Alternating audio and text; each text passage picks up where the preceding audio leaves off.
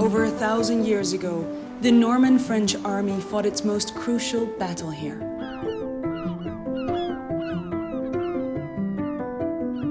Now it's home to Giles Duley, a man who overcame many battles of his own and made a career documenting the rest.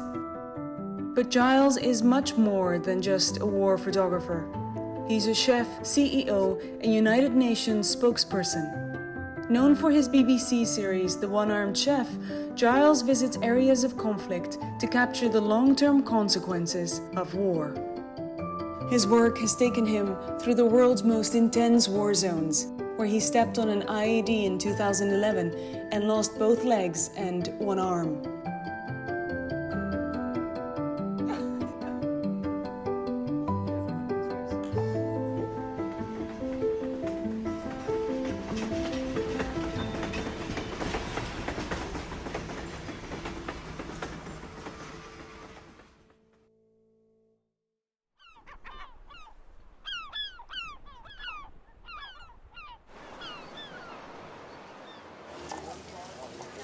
I meet Giles on the south shore of the UK, where he finds calm and reflects on his travels. You meet so many people all around the world. Is there one thing that they have in common? Yeah, I mean, I think for me, actually, it's trying to find that and find what is in common. And Right. for me, it's very cliche, but it's love. I mean, that's the thing that connects us all. And it doesn't matter whether I'm in a mud hut in South Sudan, if I'm in a tent in Jordan, if I'm in a flat in South London. Within those four walls, I find the same things, and that's like a grandmother brushing a granddaughter's hair, mother feeding a baby, father on the floor doing lessons with his kids, or a couple like holding hands and looking at each other's eyes, and that's what I document, because that's the shared humanity. And unfortunately, that's missing in most storytelling, because people want the drama, Yes. they want the gruesome, they want the violence. That's what sells papers, that's what sells films. But for me, it's those quiet moments.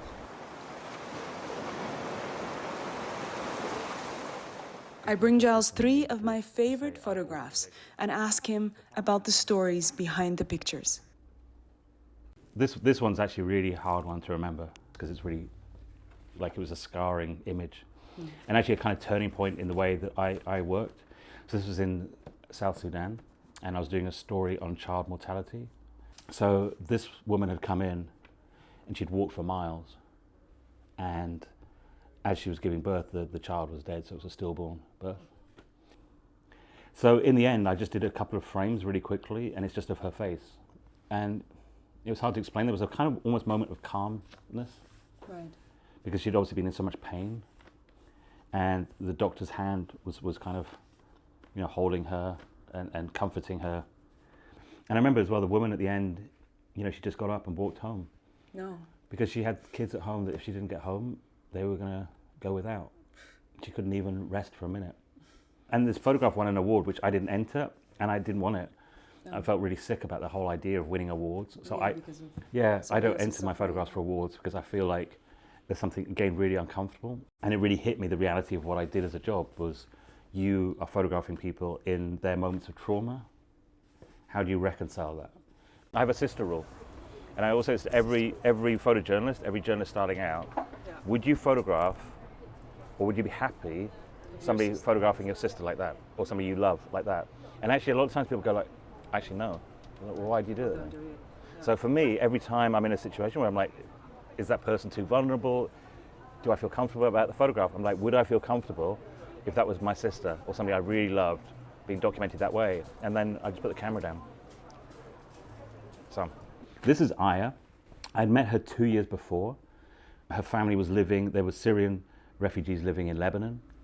Aya has spina bifida, so she's paralyzed pretty much from the waist down. She struggles to sit up. When I met her, she was in this tent. It was muddy, it was wet. I actually thought, I can't photograph her because she just looked like a victim. And I don't like to portray people as victims of circumstance, but I don't want to show them that way.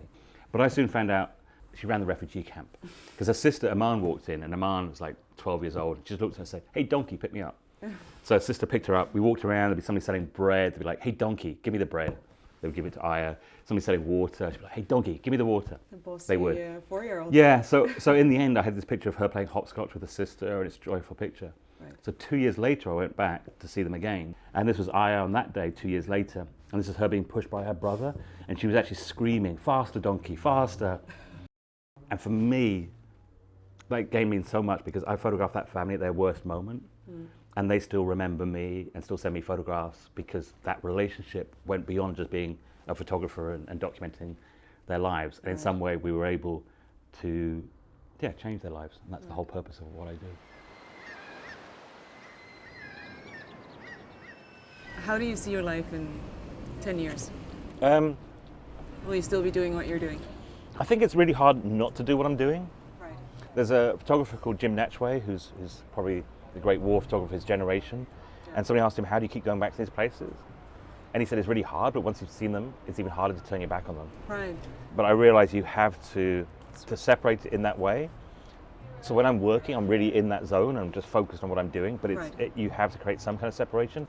I was in Mosul during the fight between coalition forces and ISIS, and that was one of the worst things I witnessed. I was in a hospital run by an Italian charity called Emergency, and you see these kids coming in, whole families massacred. It was just brutal. And it's hard, you come back, and I was in a really dark place. And I started cooking just to kind of switch off. And I would be up for days, literally cooking all through the night.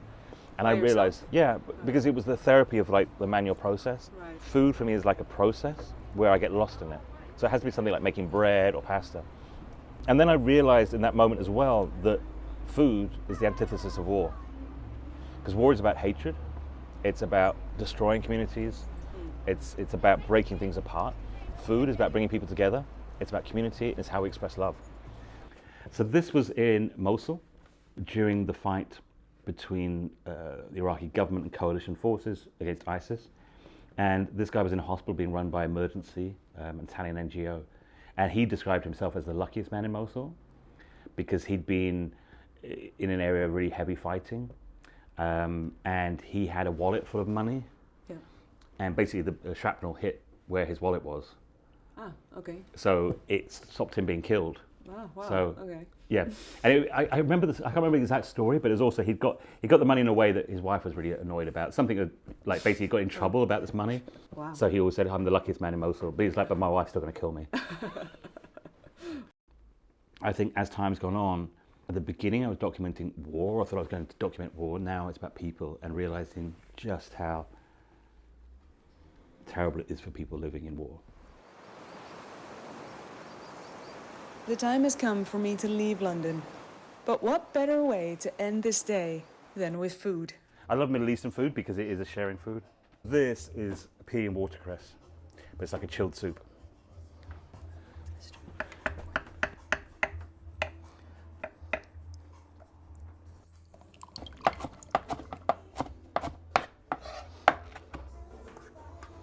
Aleppo pepper.